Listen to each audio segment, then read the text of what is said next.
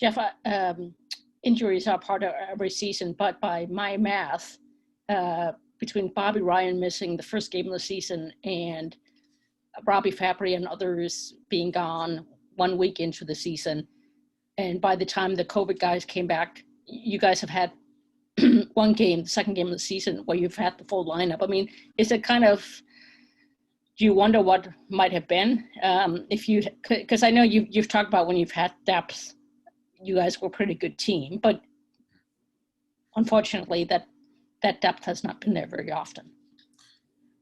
Yeah, I think I've made the comment, when we've had our full roster, I think we've played pretty good hockey, and I think that's shown. I think we got off the tracks in that stretch when our guys had COVID, and I think that hurt us both, on the score sheet during those games, but also hurt our confidence a little bit. It took us a little while to get out of that.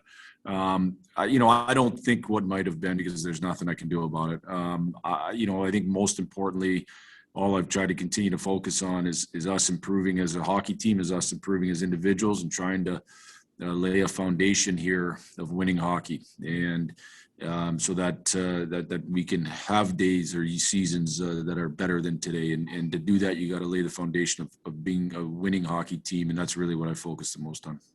Just the contributions of Sam Gagner. I mean, he came into the league, 10, 12 years ago as a high-end draft pick. But he's really turned into a good two-way player and has played a very good role wearing a Wings uniform. Yeah, and if you look at, most of the underlying stats too that we keep, generally, he wins his shifts. His expected goals for while he's on the ice is better than his expected goals against on a consistent basis, night in and night out. Wherever he's at playing in the lineup, I think he's done an excellent job, to be honest with you, both in his play and in his example. He's really worked to I think become, I don't know what he was like as a young player in the league because I didn't coach him. I knew him as a really young player in the USHL a long time ago, and he was a talented player. And I think like high-end talented players, you have to learn to be committed to the 200-foot game, and he's certainly done that because he's been excellent for us. It's something that he said to me he wanted to take lots of pride in, and he's done an excellent job of that. And because of that, he's earned penalty kill time and done a really good job on the penalty kill.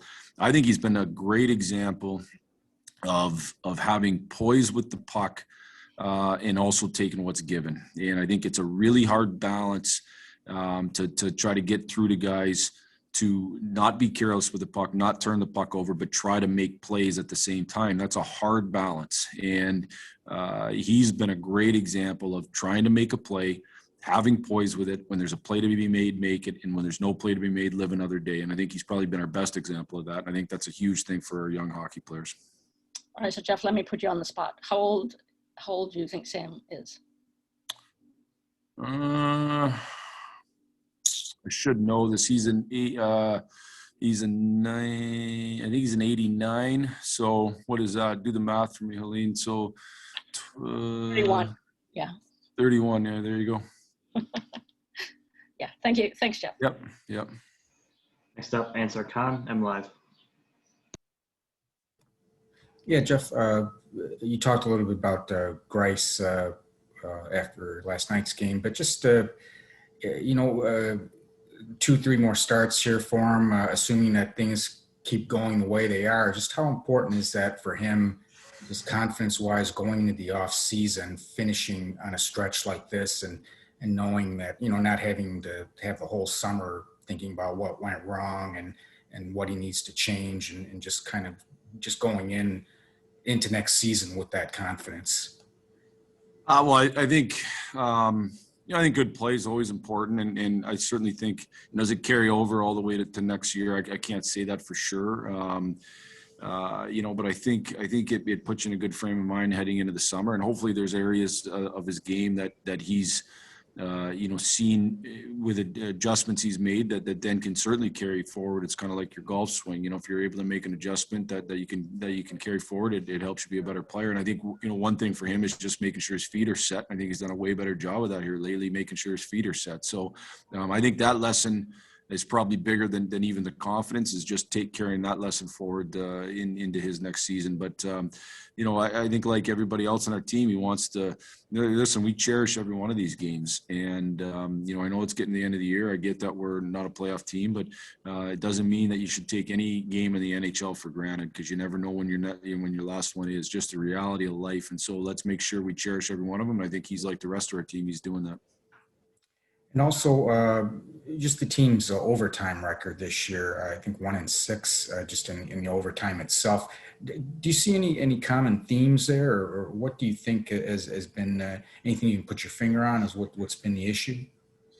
It's certainly a source of some angst for us. Like I think when we played Chicago, if you flipped our overtime records, we would have been where they were sitting in the standings, and they would have been where we were, or in overtime and shootout record, I guess. And so it's certainly, something that we've looked into. I would say early in the year in 3-on-3 hockey, we weren't good enough defensively. We gave up too many easy chances, and we did the other night on a turnover. But overall, I think we've been better about being better defensively in those situations. And I think last night, we certainly had created a couple chances we could have scored on. The Rasmussen has a chance there in the slot. Obviously, Zadina in the dying seconds has a chance. But it is an issue. It's hurt our record. Our record would be much better if we had gone 500 in overtime in shootouts. Thanks, Joe. Yeah. Next question, Ted Colfin, Detroit News. Hey, Jeff, just back to that for a second. Is it, as far as the shootout and overtime, is part of it just luck? Just, whoever has the puck first with a quality chance, maybe in the 3-on-3? I don't like to talk about luck. I think luck's a hard thing to rely on. I think there's a certain level of skill with your group. I think some guys are, shootouts are a little bit different even. Some guys are really, really good in shootouts, and overtime's a little bit different animal. Honestly, when we looked at the analytics of overtime, it basically said you have to give up a little bit of a chance to get a big chance, and that's a hard thing to coach or to actually get in your mindset. So I some of it's probably confidence, some of it's execution. So it's something we'll keep looking at. Are you guys still enjoying? I don't know if enjoying is the right word, but the whole shootout thing. We're into it for the last years already, but do you get a sense that maybe it's time to do something different, or I don't know? Do yourself a favor and look up the YouTube of Frank Serratori talking at at Air Force Academy, talking about games ending in a tie. Do yourself a favor and watch that. I don't know the answer, in terms of that. I know I don't want to tie, I know that for sure. Overtime, overtime's not necessarily real hockey either. It's 3-on-3. Like, you never get to 3-on-3 in regular hockey. So, and certainly nobody, I think, has the appetite to keep playing 5-on-5 forever, in the regular season. So I don't know there's any easy solution to it. You ultimately, everybody knows the rules at the beginning of the year, and you gotta play by them. So there's no, if you don't want, and I'd say this to ourselves, if we don't like our record in overtime shootouts, then win the game in regulation. Hey, all due respect to Columbus, but these next 3 games against Carolina and Tampa, those games are going to mean a lot to them, and quality teams. It's got to be healthy for a lot of these young kids to play in those type of games.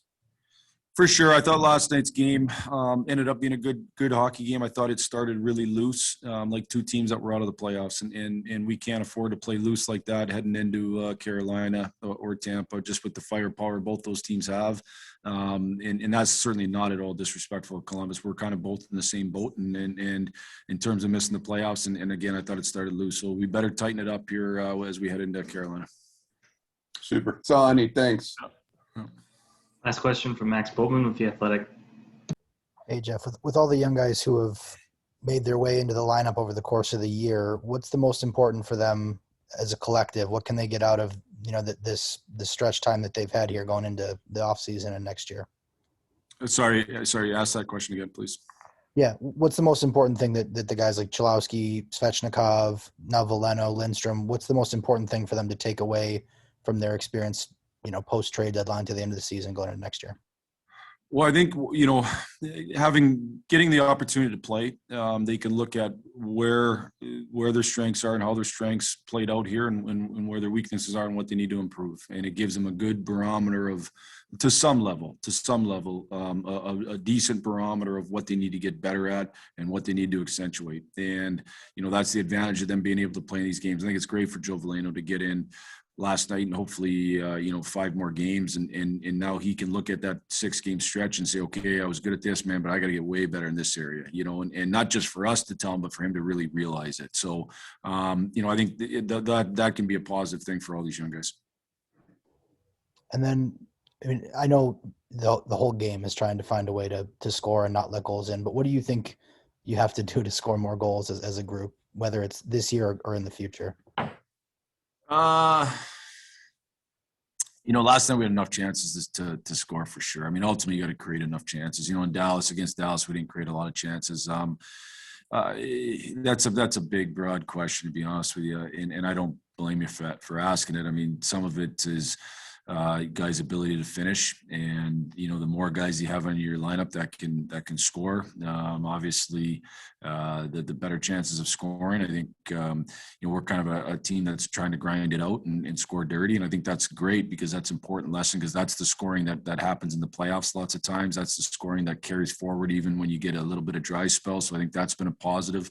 But just creating more advantageous situations, creating more. We'll look at our rush and our ozone offense, as well as we carry forward. A couple of years ago we were really good ozone team. We weren't a very good rush team. Then you work a bunch on rush, and you're not a very good ozone team. So you got to find the balance between the two of them. Thank you. Yep. That's it for us today. Thanks, everyone.